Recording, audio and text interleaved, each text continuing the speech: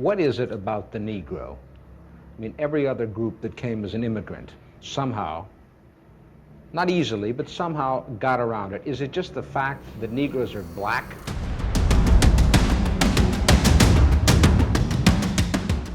White America must see that no other ethnic group has been a slave on American soil.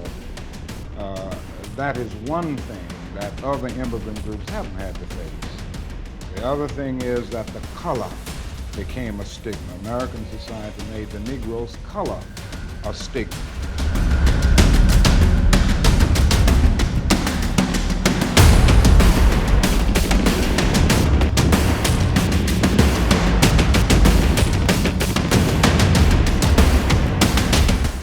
I was always taught to be strong in this world.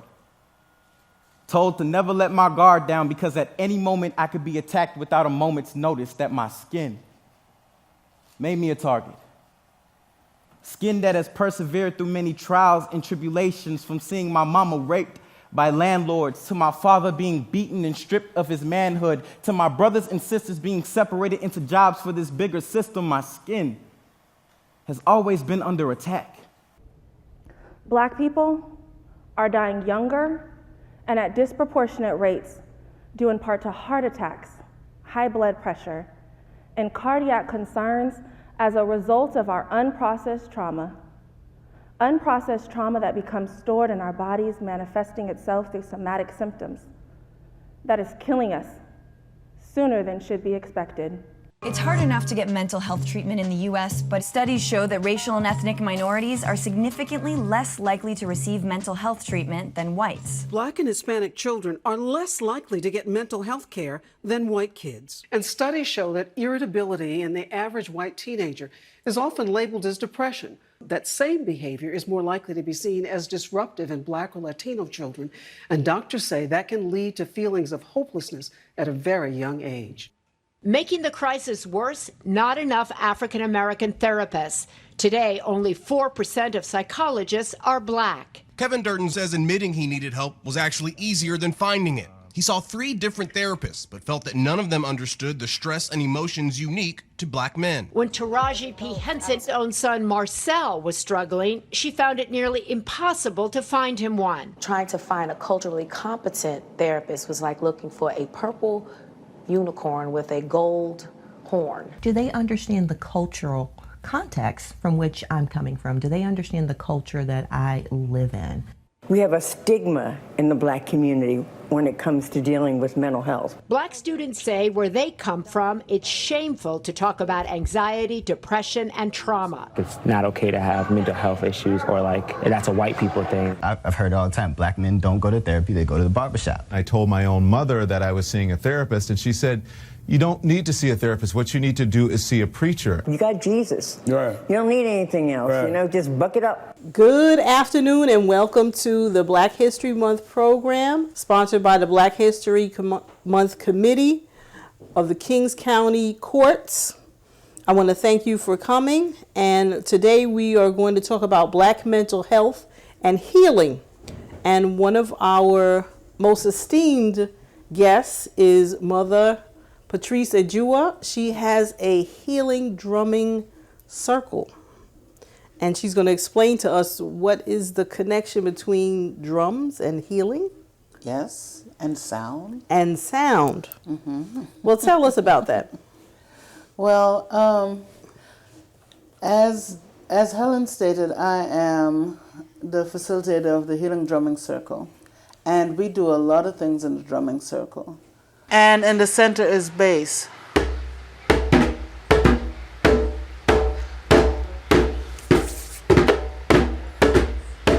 Make sure the full palm comes down. There you go, see? Different. Okay, so tone, tone, bass. Tone, tone, bass. Tone, tone, bass. Tone, tone, bass. Jump up. Down, tone, bass. Tone, tone, bass. Tone, tone, bass.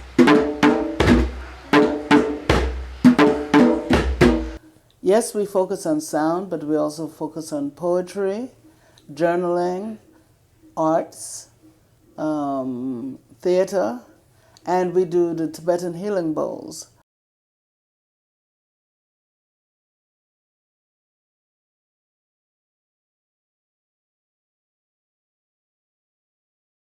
So our primary focus right now is the sound and the drumming, as well as the Tibetan healing bowls. Yeah, Tibetan healing bowls. What are those?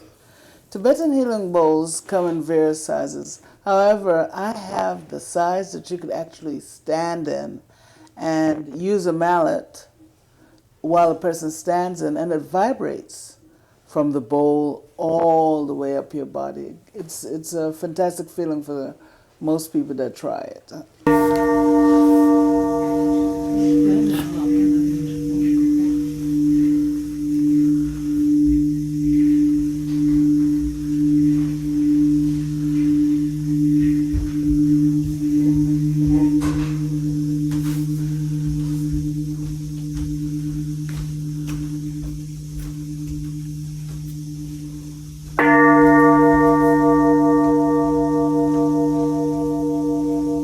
Should we be practicing our beats though? On the drum?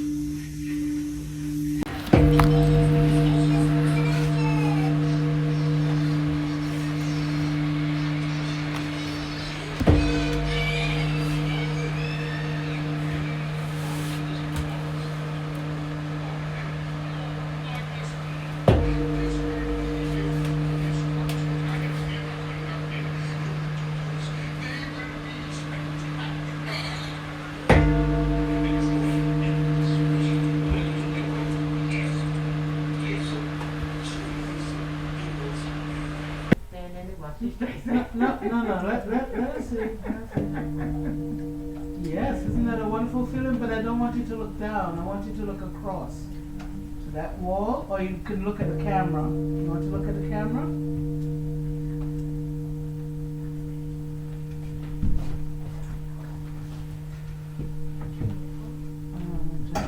Remember, clockwise.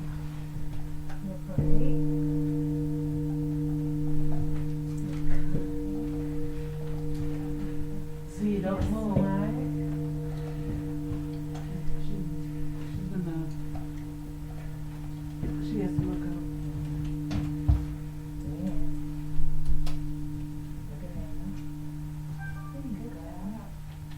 One.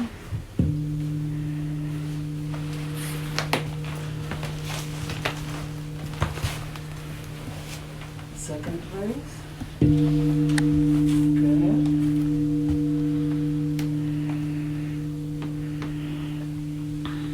Third place.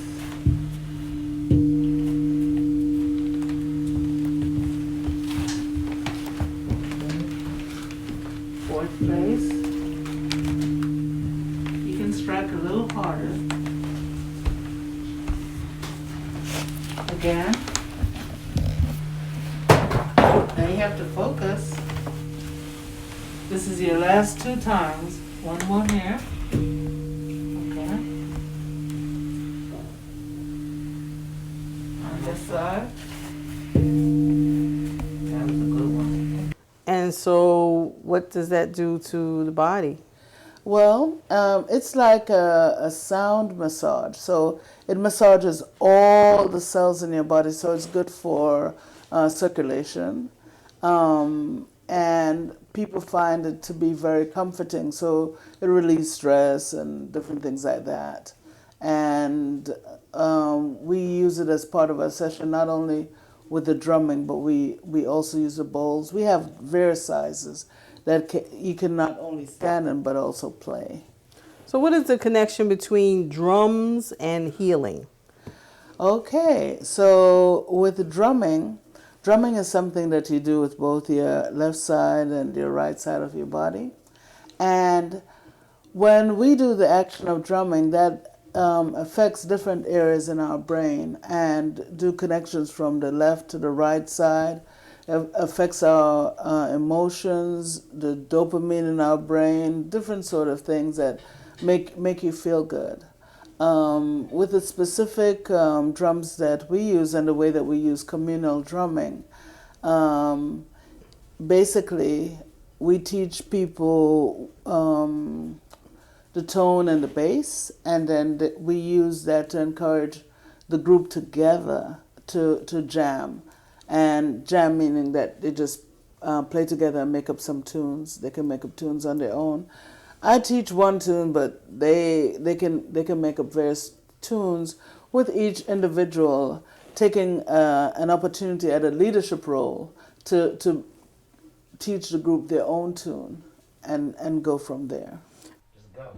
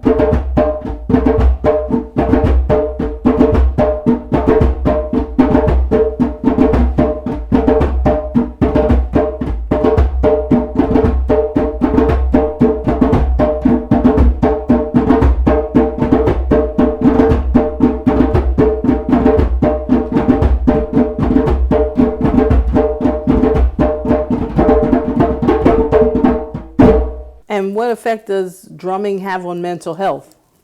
Mental health, it'll make you feel better. Well, that's good. For the group can feel happy. Different people feel different things. And in our group, not only do we play, we also talk. So we talk about the experience also. And that sharing is healing for the rest of the group. Also because you find out things that are similar or different, and people will talk about those things together. And the opportunity to share your thoughts and ideas, no matter how small or great, it is an opportunity to heal, because so many times we are silenced as a community. And just the opportunity to speak And what kind of drums do you use for your circle? Okay, so we use African drums. That means that it's wood from a tree that's been hollowed out by somebody, and then different skins, mostly goat skin, could be cow skin, antelope and such. And I prefer to use the African drums because for me, what I'm attempting to do is to reintroduce the drum to people of color, black people, to have an opportunity to use an instrument that was taken from us long ago. And we're pretty much getting it back, but we're not, as a community, having the experience as the whole community drumming. And so I want to take it from the entertainment aspect to the communal aspect, in which all of community can get to drum, even if they've never done it before. And even if they don't have any drumming skills, it's okay. When we work together with a group, and we start from the place of the least person in the group, and then we bring everybody up to whatever the skill level is of somebody else. But we do it in a non-hierarchical fashion, so it's not, you're not doing it right, or so on and so forth. It's not like that. It's we start from where you are, and so people get the opportunity to go from nothing, if that's where they're at, to something, and it surprises a lot of people. Like, I came here today, and I can at least do 2 notes. So when you say that the drums were taken from us, what was the purpose and use of the African drums in a historical perspective? In a historical perspective, we used to use the drums to communicate anything from an announcement, like a wedding, a birth, different types of news, maybe weather, we don't know. So it was communication. So anytime you hear the drum and people listen to the drum, people that were listening to the drum, they knew what the drum said. They knew what different tones meant at that time. And during slavery, I guess they figured out that we were communicating together, and so they're like, you can't have no drum. Y'all be talking. We don't want you talking. And so that the drums that you use, are they the what's called the talking drums? Well, actually, all drums can talk, if you're taught how to do it. Talking drum specifically, that has a different connotation, but all drums can talk based on where you're from and how they used it. The talking drum specific, that is a specific tool for which a language. If you learn the talking drum, then you can learn the language, and then you can also learn what it is people that were saying and what are the messages that they were receiving. With that talking drum, the one that's under your arm and you squeeze it and go like that. That's the one that's specifically called a talking drum, but all of them can be used for messages. That's just this one was for specifically stated talking drum. Now tell us about the Tibetan healing bowls. Tibetan healing bowls, those are from Tibet. That's why they're saying Tibet. But sometimes most of the bowls that you get today are mostly from Nepal, made in the Tibetan style, okay? The Tibetan healing bowls, it uses vibration. So when you strike the bowl, it makes a sound that you hear. But if you're close enough to the drum and you're on a dirt floor or you're on a wooden floor, most people in the room or in the circle can feel the vibration of the Tibetan healing bowl when it's struck. So sometimes, initially, that's a surprise. It's like, oh, I feel that, you know. And then people wonder, do you feel it? I feel it. However, we also ask persons, would you like to try to stand in the bowl? They stand in the bowl, we strike it. We strike it in like 4 parts in a clockwise. And a person can stay absolutely quiet if that's what they'd like to do. They can have their eyes open or eyes closed. If they feel uncomfortable with their eyes closed, they can open it. So it's a free type of experience. So if you feel uncomfortable at any point, you can stop. And then also, if you feel like you want to try again, you can do that too. All in the same session. So it isn't like an absolute thing of if I do it this way, then you have to do it this way too. No. It's personal. So also, when you're standing in a bowl and it's vibrating, because we talked about the fact that it vibrates the cells and it goes all the way up, different people respond to how far up and how quickly it goes up in the body. Some people, it might get stuck at the knee and they're like, it's not going anywhere but at the knee. And but if we pay attention to body movements, they might be telling us it's going to the knee, but if we see that they are swaying just a little bit or look like they feel like they're going to fall, then we know that it's higher, like in the mid-air range, because that's where controls your balance. And if you're someone that prays or someone that meditates a lot, the vibration goes way up the body very quickly, and then when it goes to the mid-air, it gives you the sense like if you're on the sea, you know. And so we try to tell people, if you have that kind of feeling, you're actually not falling, we're paying attention to you. And people tell us various different stories about how calm they felt, how quickly they felt calm. You know, it's exciting for me to watch, but I can't watch all the time because I'm being active. So these two methods, the drumming circle and the Tibetan healing bowl, how does that affect what does that have to do with mental health? Or how does that help improve your mental health or change your mental state? What is the connection between these instruments and your mental health? Well, you know, with mental health, we have different kind of feelings that we deal with. Sometimes we deal with happy feelings, nervous feelings, different sort of feelings, and sometimes there are transitional points, and other times they're not. With drumming, it gives us an opportunity to express ourselves more, and so many people, when they're dealing with the issues of mental health, they may not have the tools to be able to, know when that they could speak, know when they could think, and anything within that range. So when you have an activity that allows people to be able to express the different feelings that they have, or can practice different feelings, then at that point, that capacity that allows the person to be free to do the thing that is their choice, then that improves mental health.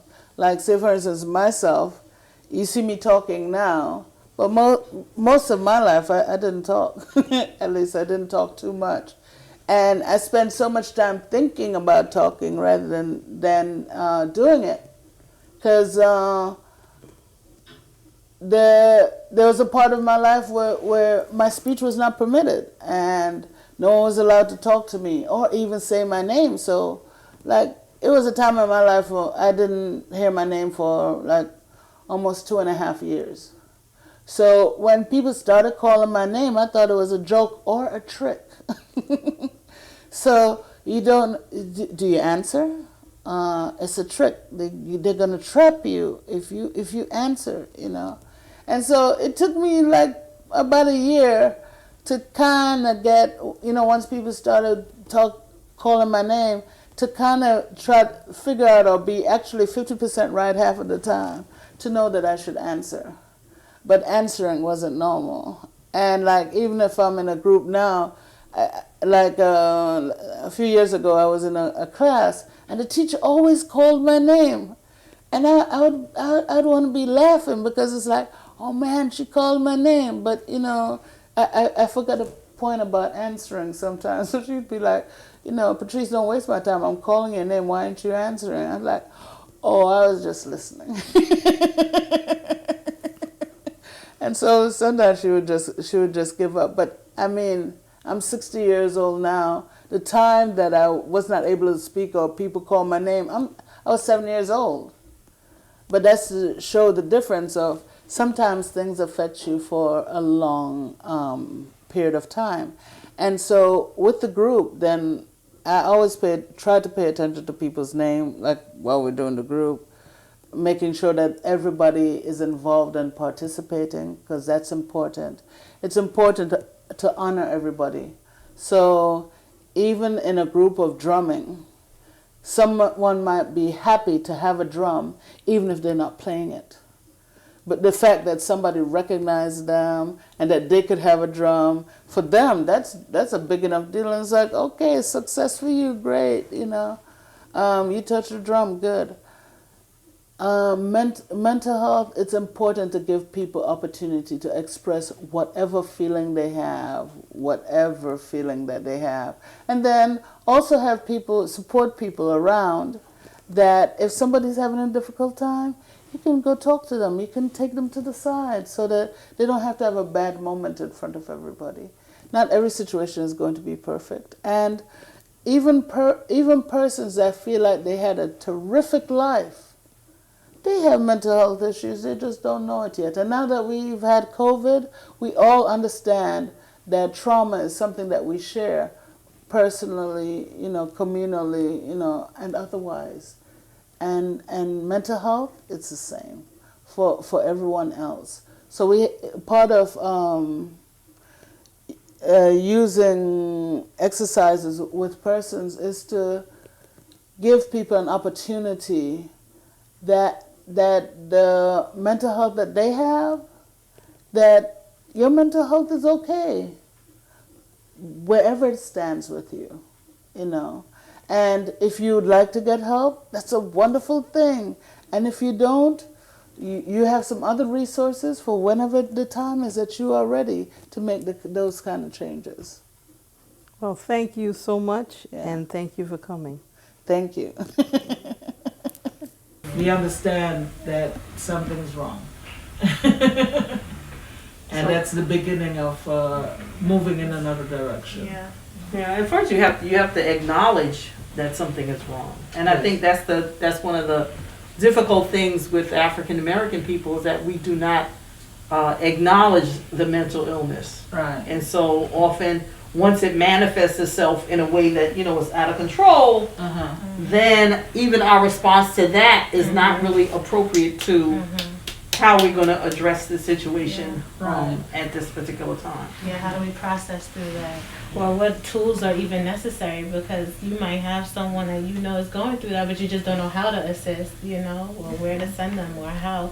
So I think having this alternative and introducing it, even like you said, sometimes it comes from just a personal space and then you want to extend it outward, and introducing that to people, because essentially healing it's something that we should do as a collective, and a lot of us are removed from ways, and honestly this is like going back to a lot of our roots, but we think that it's something that's just in a certain region of the world, like this is just their culture, and it's not necessarily just one aspect of of the diaspora. It's really like we all appreciate this, and this is all of everyone's religion in different ways. It's come about in different ways, but when you look at the center, this is us.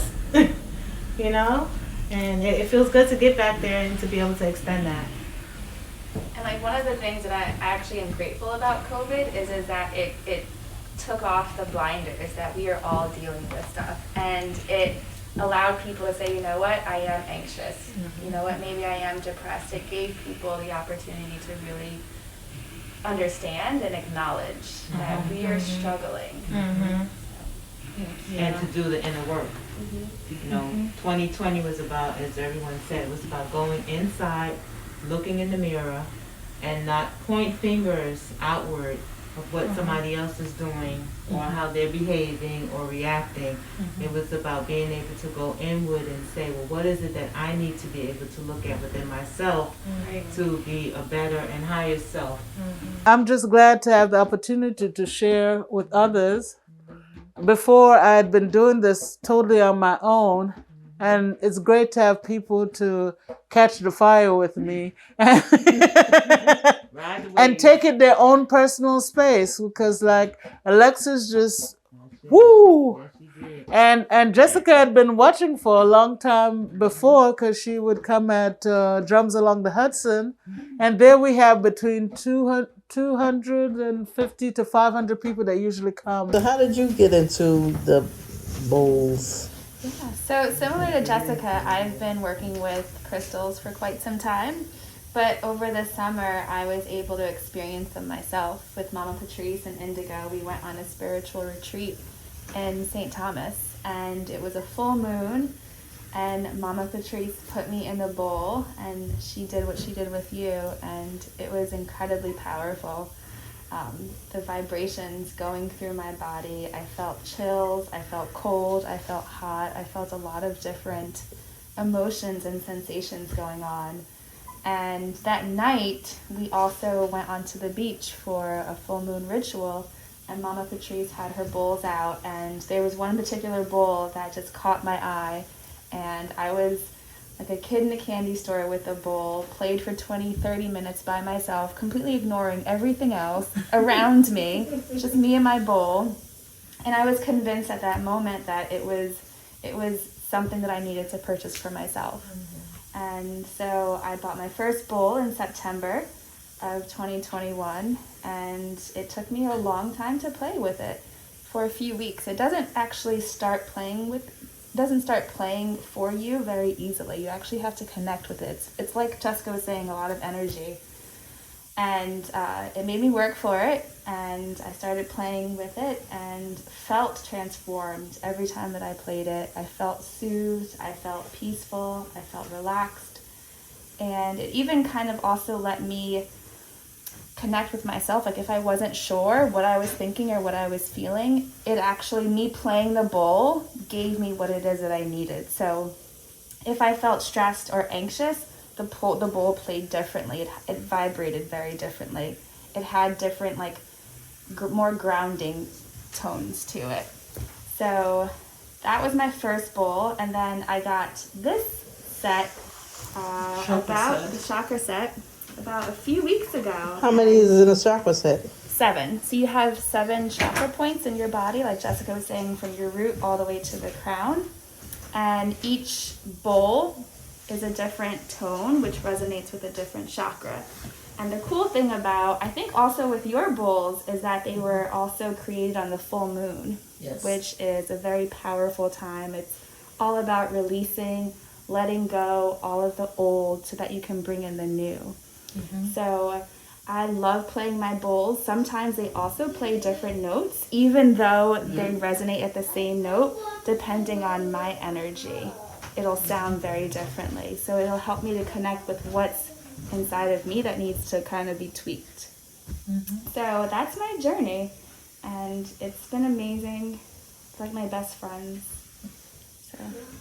Also, the tones sometimes change according to the weather. So from winter to summer, it'll be different.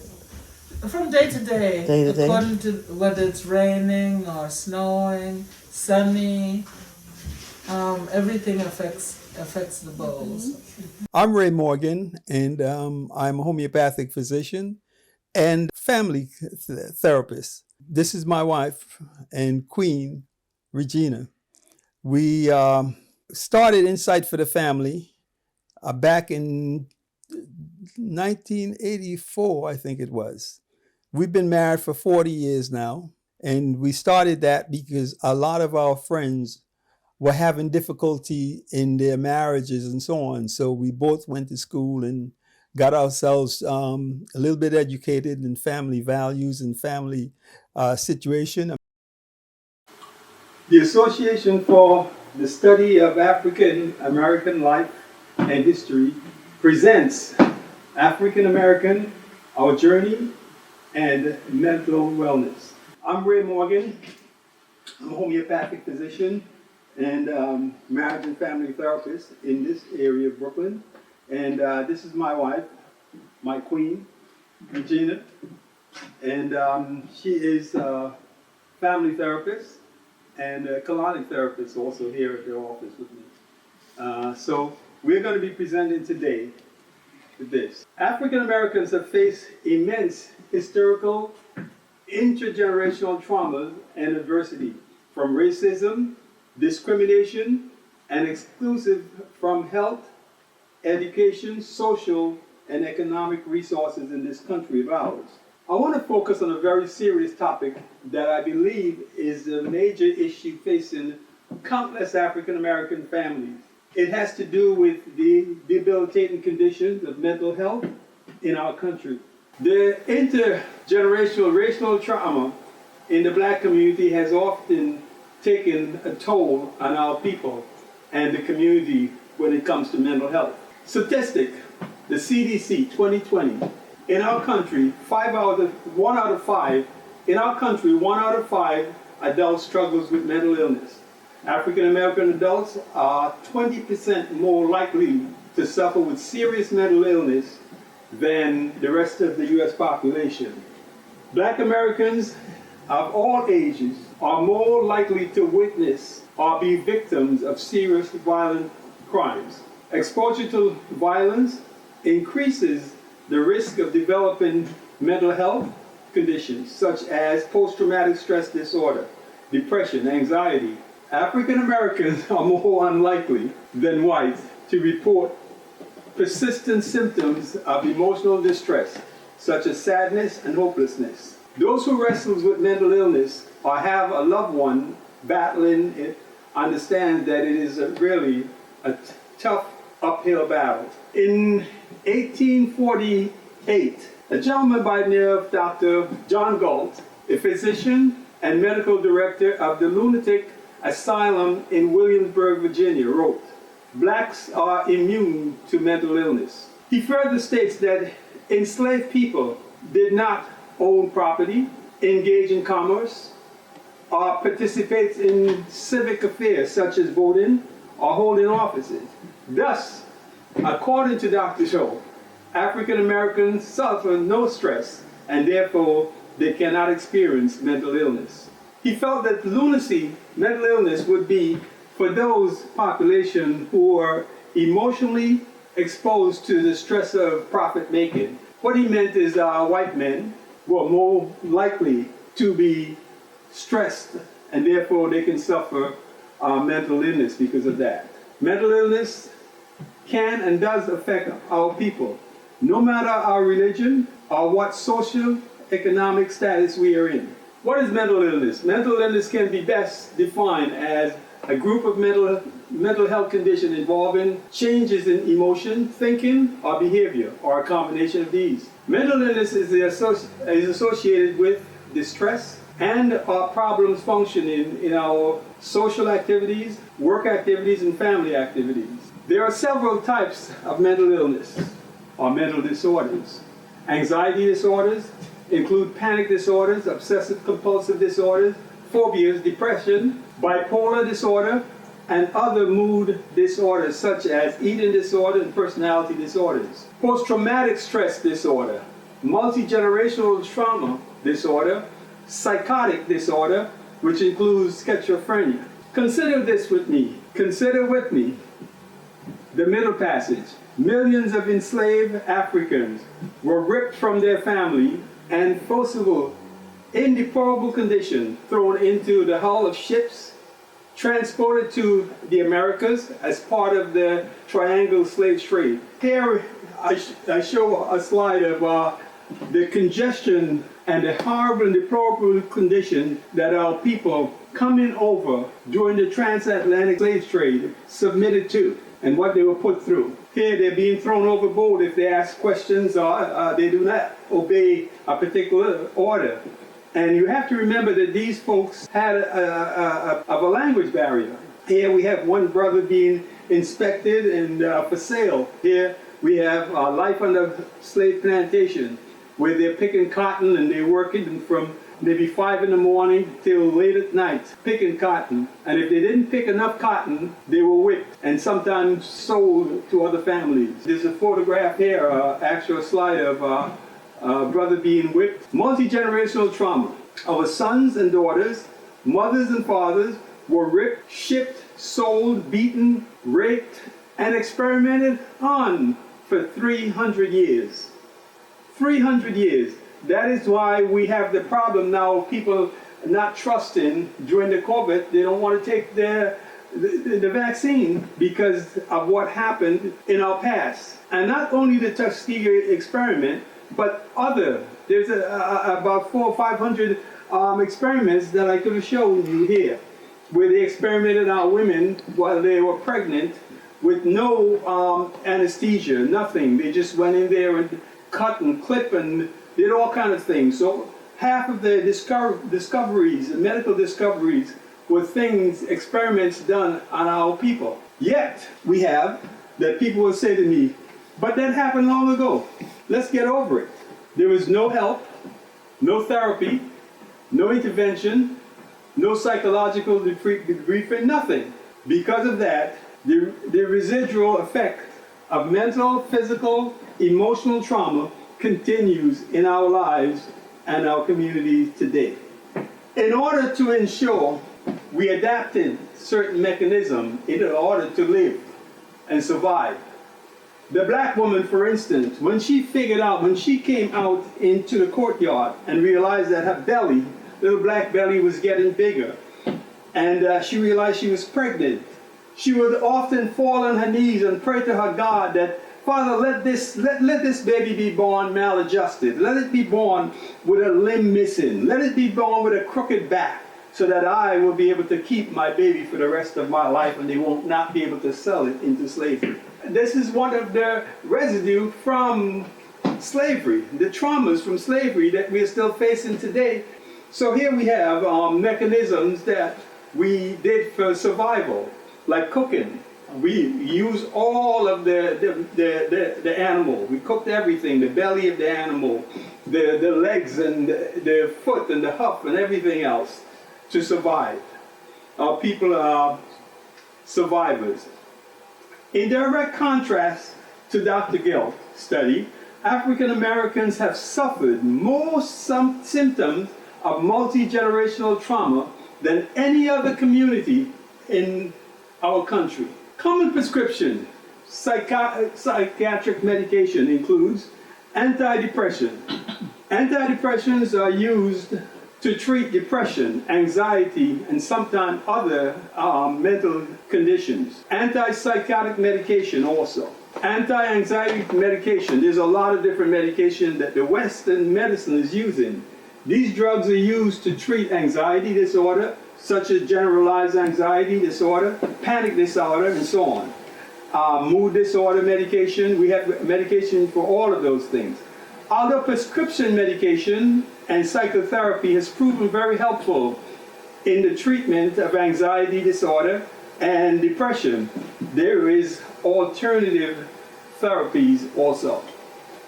Complementary and alternative medicine refers to a range of treatment options that are less Western in their approach as compared to the mainstream medical community. They're not as toxic.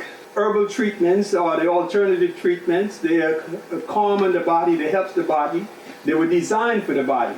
Medicine is, it's not a real something for the body, so the body rejects it as toxin. That's why we have so much adverse reaction to all medication that we're taking, especially if you see people that are mentally ill. What happens to them, if you look at them, a lot of times they are automatons, they are zombie-like because of the medication and the stress on the medications. One such treatment is the use of herbal supplement, like St. John's wort, Valerian, and Chamomile. Regina is going to share a little bit about those two. Thank you. St. John's wort.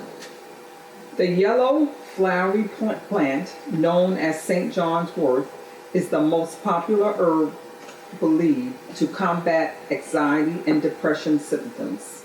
St. John's wort has been used in traditional medical practice of many cultures for thousands of years. Recently, the plant has attracted attention as an alternative, more natural medicine for anxiety and depression.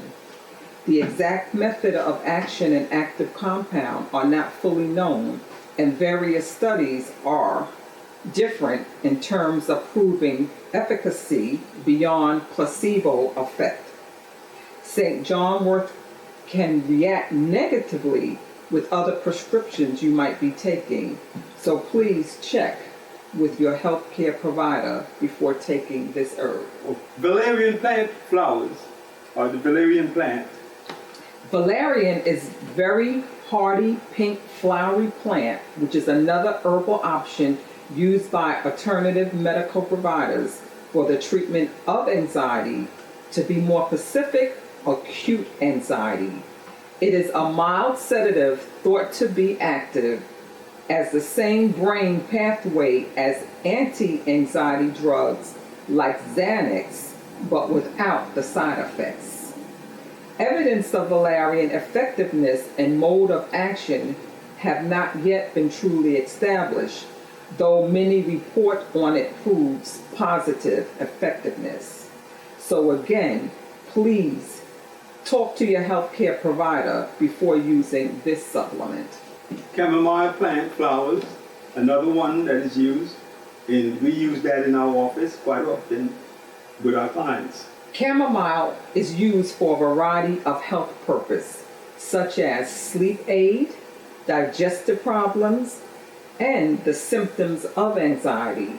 This daisy-like flower for tea is often made. It has been used for thousands of years as a calming and soothing herb. Of the three herbs used for anxiety and depression, chamomile is the most gentle acting on the body. While some people swear by the use of chamomile, valerian, and St. John's wort, none are FDA approved, and research have shown conflicting information. These herbs have been researched for thousands of years, and they've worked. They've worked for me, they've worked for other alternative physicians, And so, but do speak to your primary care physician before using any of these things. Another alternative methods that are effective in the treatment of depression and anxiety is acupuncture. Acupuncture is used, it's very thin needles. The acupuncture needles are very fine needles that's placed in various parts of the body, in the meridian of the body. And if you see the chart, you will see the meridian system moving up the chart. And what that does, it blocks and energy that is going to a particular part of the body. Suppose a person is suffering with asthma, or they're suffering with depression or something like that. We will put in the pathway that goes to that meridian, and we can block, and we can the blockage that might be there, we can clear that, and so on. It is said, according to traditional Chinese philosophy, acupuncture points are situated on the meridian along with the qi, or life energy path. Pain, disease, or mental health illnesses are thought to be related to energy blockage and imbalance in the body. Acupuncture needles are used to both regulate and balance the flow of qi, or energy, blood, or other body fluids in restoring the body and mind to optimum health.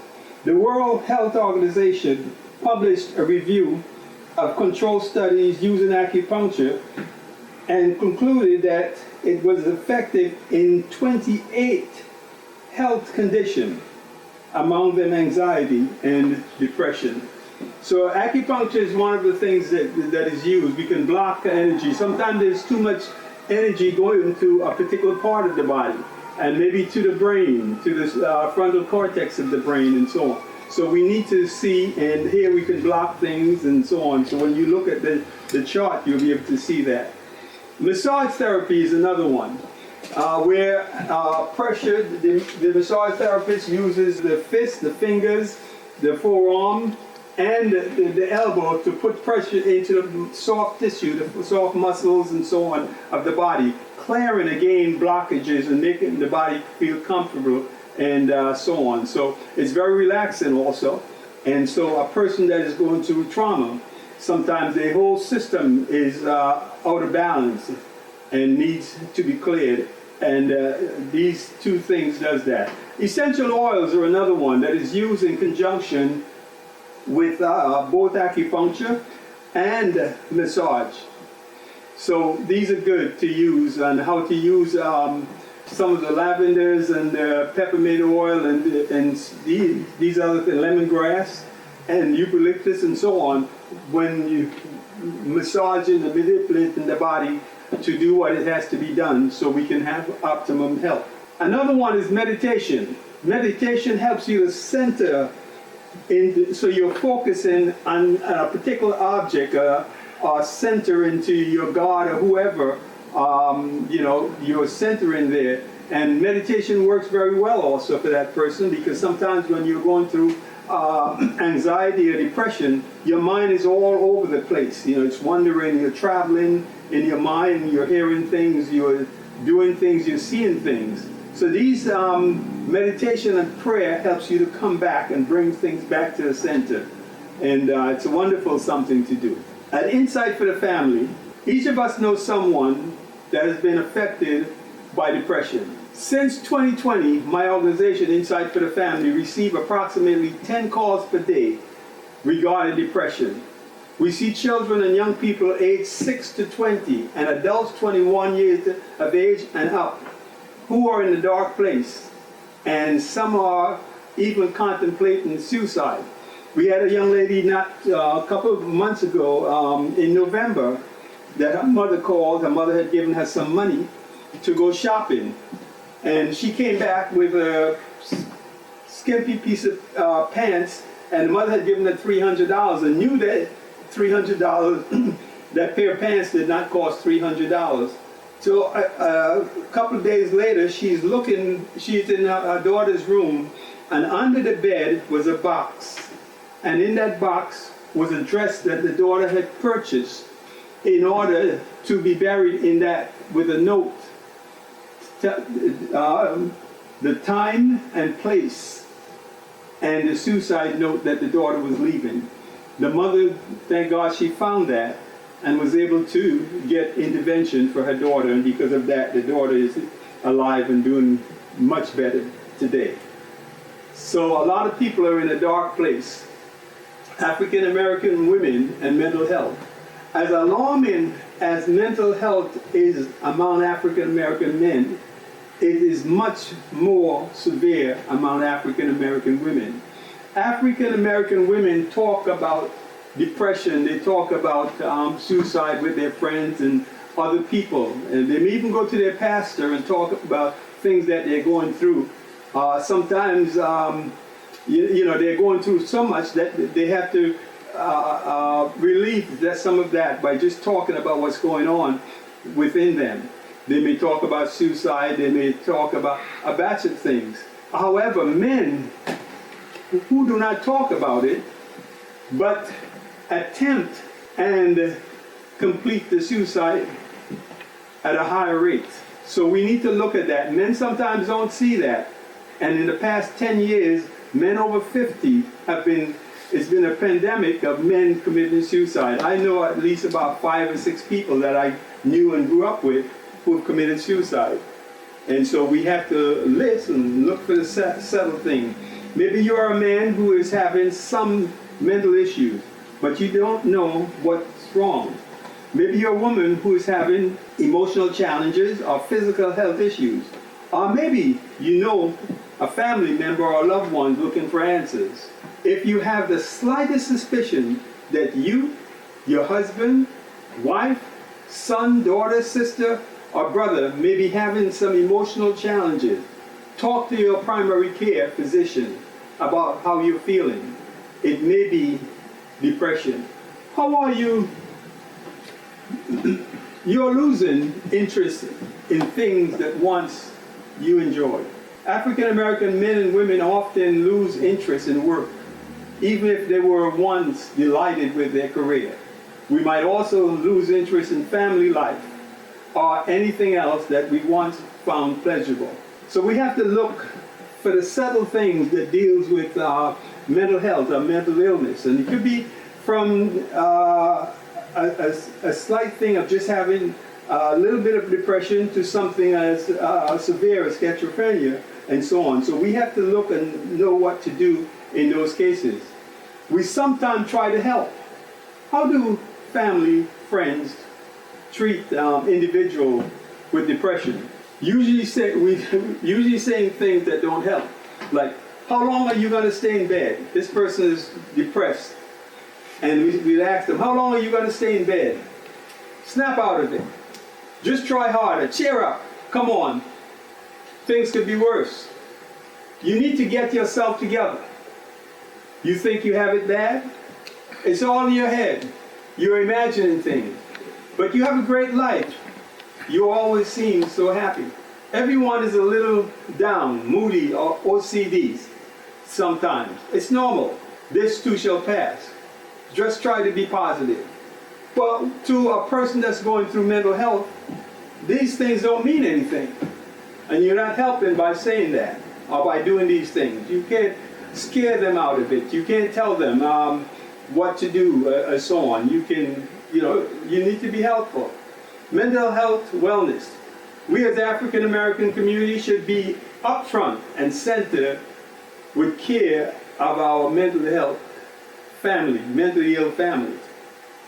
When someone is diagnosed with cancer or some other debilitating disease or some other issue, no doubt many of us will be there to help in multiple ways. We bring food, we babysit, we take their kids to school, we help clean their house, and more. How would you help someone with mental illness? You can offer them practical help with the emphasis on practical. Think about what you're saying to them first. You can offer your availability to them. Show them that you care. To care costs no money. All that is required is a decision. I will care. I will show passion. I will show compassion. I will support individuals in my community with mental illness. What can you give an individual with mental illness? Hope. Hope to live. Hope to look ahead. Hope to reach beyond where they are. Hope to encourage this individual. Hope to rebuild their lives. We can give them hope. You can ask, what can I do to help? Would you like to talk about what you're going through? If not, who are you comfortable talking to? Talk to me, I'm listening. This must be hard for you, but you are going to get through it. I'm here for you. You are not alone. You are important to me. I love you. Positive words such as peace and love can alter the expression of genes, strengthening areas in our frontal lobe and prompting the frontal lobe, the brain to do cognitive functioning. We can do some things there. What would happen if you told someone that you're struggling with clinical depression, bipolar disorder, anxiety, even schizophrenia, obsessive compulsive, autism, or post-traumatic stress disorder? What would you or others think of the person who's telling you about these things? Would you avoid being around them? Would I lose my credibility in my community by telling you? We are all broken in some way. All of us have some disability. Heart, liver, stomach, eyes. We have something wrong with us. We have had operations. We take pills with no stigma attached to those things. But the individual with mental illness are often stigmatized.